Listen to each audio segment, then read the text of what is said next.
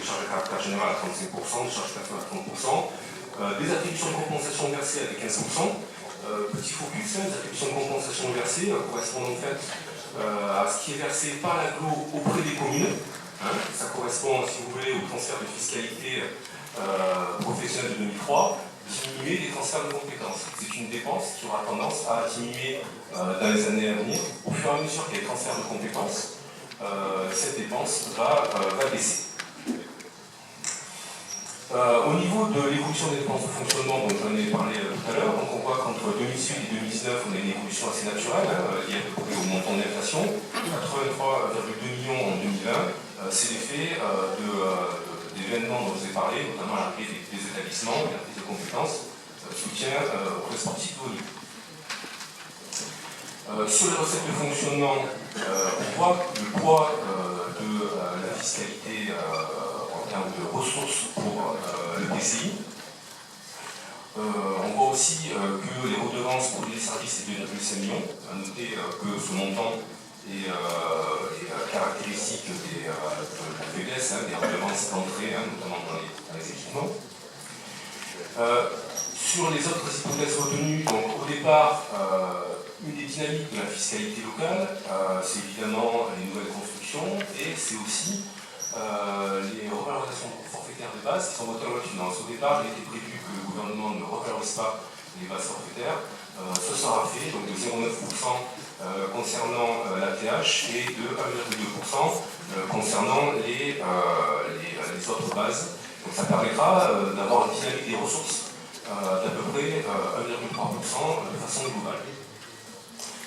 Sur la DGF, donc ça c'est technique, je ne vais pas revenir là-dessus pour expliquer. Sur les recettes de fonctionnement, là aussi, vous voyez l'évolution. Donc on a une évolution dynamique, mais moindre que la dynamique constatée des dépenses. Les dépenses d'investissement. Alors ça c'est assez important. On voit qu'aujourd'hui les dépenses en équipement prévues en 2020, ce sera 27,8 millions d'investissements en matière d'équipement. Les subventions d'investissement, que ce soit auprès des aménageurs ou de l'habitat, c'est 9,4 millions. Donc on a à peu près 37 millions d'euros prévus en matière de portage d'investissement sur le territoire par l'agglomération. On voit que le remboursement du capital de la dette est faible, ce qui traduit la faiblesse de l'endettement de l'agglomération. Ça c'est un sujet qui est assez récurrent et qui se modifie. Au niveau des dépenses d'investissement, là c'est un focus sur les modalités de financement de l'investissement. Donc on voit que les ressources propres c'est 26%, donc les ressources propres c'est autofinancement entre autres. Vous avez les subventions à hauteur de 21%.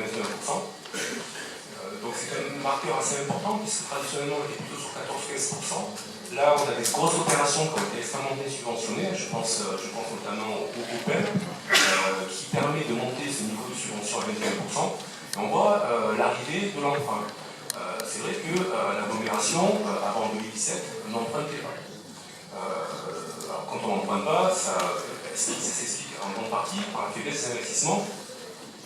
Or, aujourd'hui, l'agglomération, depuis quelques années, est dans une forte dynamique d'investissement et le recours à l'emprunt est devenu aujourd'hui une nécessité et traduit une évolution importante, structurante de l'agglomération. On peut le voir sur ce graphique. En 2017, les investissements c'était 23,2 millions.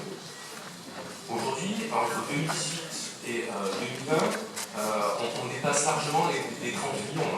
Au niveau des projections sur 2019, au regard de la consommation qu'on a pu constater, on serait sur du 38,6 millions d'euros, tant et si bien que les évaluations de 2020 de 37,2 millions, correspondent en fait à une dynamique enclenchée autour d'importants équipements structurants.